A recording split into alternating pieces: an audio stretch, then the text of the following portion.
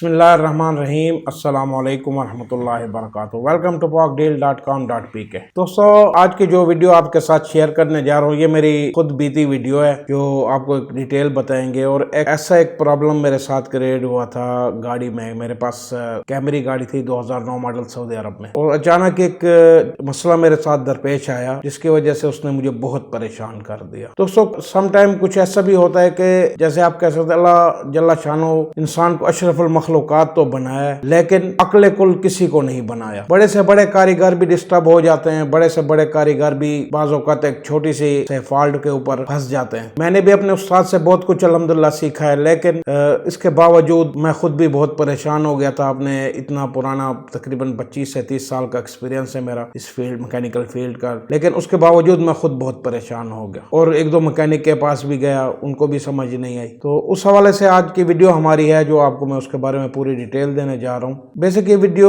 दोस्तों ऐसी है कि आप जब गाड़ी स्टार्ट करेंगे ना, जो मेरे साथ पेश आया है, मैंने गाड़ी स्टार्ट की, गाड़ी स्टार्ट करने के बाद गाड़ी तो स्टार्ट हो रही थी, लेकिन स्टार्ट होने के बाद एक्सीलेटर जो है वो एक्सेप्ट नहीं कर रही थी गाड़ी। फिर मैंने गाड़ी बंद की, बंद करके दोबारा स्टार्ट की, एक्सीलेटर पुश किया मैंने पैडल, लेकिन उसके बावजूद एक्सीलेटर एक्सेप्ट नहीं कर रही थी गाड़ी। उस फॉल्ट के हवाले से मैंने बहुत ज्यादा गाड़ी को चेक किया, गाड़ी के यहाँ तक के मैंने उसके टोटल फ्यूज बॉक्सेस वगैरह जितने भी हैं, इंजन साइड पे जितने भी होते हैं और डैशबोर्ड के डाउन साइड पे भी होते हैं, वो भी मैंने चेक किए, वो भी बिल्कुल ठीक थे। सेंसर चेक किए कुछ, वो भी ठीक थे। जितनी भी उसकी वायरिंग वगैरह गाड़ी की कंप्लीट मैंने चेक कर ली। बहुत ज्यादा डिसार्ड भी हो गया था इस हद तक कि यार ऐसा क्या मसला है जो मैकेनिकों को भी समझ नहीं आ रही और मुझे खुद भी समझ नहीं आ रही। ऐसे कुछ दोस्त होते हैं, उनके पास लेके गया, उनसे मशवरा किया, मैंने कहा यार मुझे ये मसला पेश आ रहा है। तो उन्होंने मजाक भी करने लगे, यार तुम तो खुद मैकेनिक हो, तुम्हें खुद समझ नहीं आ रही इस चीज के बारे में। इतना परेशान हो गया था कि मैं सोचने पे मजबूर हो गया अब करूं तो क्या करूं। अगर गाड़ी को बेचता हूं इस तरह इसी कंडीशन में तो मुझे बहुत ज्यादा नुकसान देगी। दोस्तों, जैसे कि आपको पता है हमारे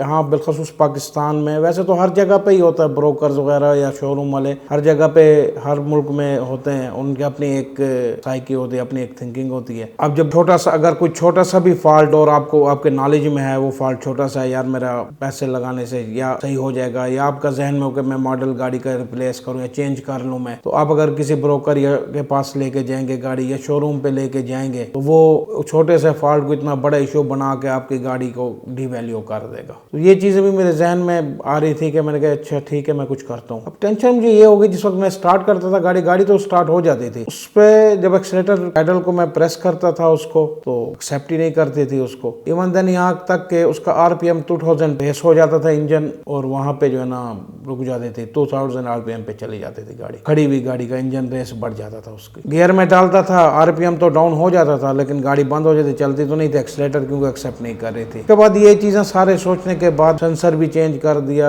डिफरेंट फ्यूज वगैरह भी चेंज कर दिए, कुछ कटआउट भी चेंज कर दिए। इतना खर्चा करने के बाद ये उसके बाद ये सोचे कि अब तो ये गाड़ी ठीक नहीं हो सकती शायद। लेकिन ये अल्लाह की तरफ से बाज़ औक़ात होता है कि जब इंसान बिल्कुल तंग आ जाता है एक काम से, तो उसूल ये होता है कि वैसे मैं समझता हूँ हमारे टेक्निकल काम में थोड़ा सा उसको रिलैक्स कर लेना चाहिए, क्योंकि उस वक्त एक टेंशन में होता है कि यार क्या ऐसा मसला है, क्या फॉल्ट है ऐसा जो मेरी समझ में नहीं आ रहा। थोड़ी देर रिलैक्स कर ले, रिलैक्स होने के बाद फिर आगे दोबारा चेक करे, और उस वक्त ये भी हो सकता है कि अल्लाह ताला उसके जहन में डाल दे यार ये चीज चेक करो। तो बंदा जैसे मुझे अचानक से मेरी निगाह पड़ी बैटरी के ऊपर और मुझे हल्की सी एसिड की स्मेल भी आने लगी, तो मैंने चेक किया। इतने दिन चेक होने के बाद और इतनी परेशानियों के बाद जाके पता चला फॉल्ट बेसिक एक जनरेटर में था। अब वहाँ ये चीजें इतनी फील नहीं होती क्योंकि वहीं की करेंसी थी, वहीं कमा रहे थे हम। उस हवाले से वहाँ मुझे तकरीबन 350 रियाल का मुझे अच्छा जनरेटर अच्छी कंपनी की, लोकल में नहीं था, अच्छी कंपनी का जनरेटर मुझे वहाँ 350 से 400 रियाल में मुझे मिल गया। मैंने वो रिप्लेस किया और रिप्लेस करने के बाद वो बिल्कुल मेरी गाड़ी ठीक हो गई। जरूरी नहीं होता कि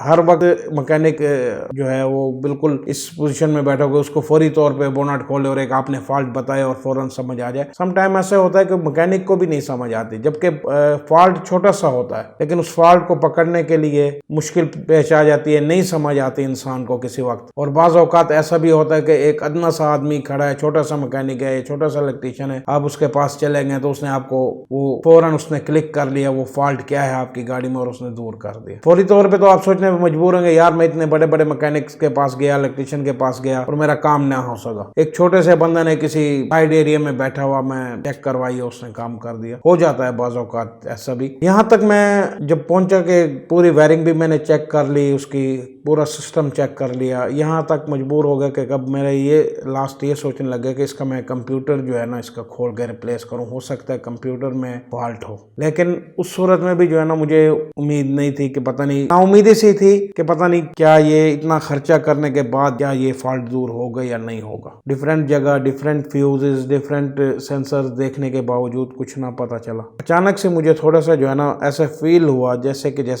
एसिड होता है, तेजाब जिसको हम कहते हैं, उसकी हल्की सी स्मेल आने लग गई। इतना क्लियर नहीं था वो, और उसमें अक्सर हम वहाँ सऊदी में ज्यादातर बैटरियां जो यूज की जाती हैं गाड़ियों में, अमेरिकन या जापानी या कोरियन गाड़ियों में ड्राई बैटरियां यूज की जाती हैं। तो थोड़ा सा मुझे उसके ऊपर फील हुआ बैटरी के ऊपर कि लीकिंग हो रही है थोड़ी सी, और बाकी तकरीबन ड्राई पड़ी थी, एक साइड से ना फील हुआ ऐसा मुझे। मैंने उसको चेक किया और मुझे शक पड़ा कि हो सकता है फॉल्ट इसी में हो, क्योंकि आपको पता है दोस्तों आजकल जितनी भी गाड़ियां आ रही हैं, टोटल इलेक्ट्रॉनिक गाड़ियां आ रही हैं, कंप्यूटराइज गाड़ियां हैं, उसमें ये होता है कि अगर मसला बन जाए इलेक्ट्रिक सप्लाई का तो सेंसर भी काम छोड़ जाते हैं। मैंने दोस्त को कॉल की, दोस्त को बुलवाया, उसको मैंने कहा यार ये मसला है। जब उसको मैंने कॉल करते हुए मैंने उसको फोन पे बताया तो आते हुए अपने साथ वो एक गैजेट लेके आया, मीटर जिसको कहते हैं, आरपीएम मीटर वगैरह चेक करने के लिए और वाट वगैरह बैटरी को चेक करने के लिए। उस मीटर से डायनेमो को भी चेक करते हैं जिसको अल्टरनेटर भी कहते हैं और जनरेटर भी कहते हैं। जिस वक्त वो आया उसने चेक किया, चेक करने के बाद उसने कहा यार मसला इसमें सारा जो मसला दरपेश आ रहा है वो बेसिक जनरेटर का है। जनरेटर के हिसाब से अगर देखें तो वो तो करंट तो ठीक आ रहा है, बाकी उसने कहा ओवरचार्ज कर रहा है जनरेटर जिस टाइम ओवरचार्ज करने लग जाता है तो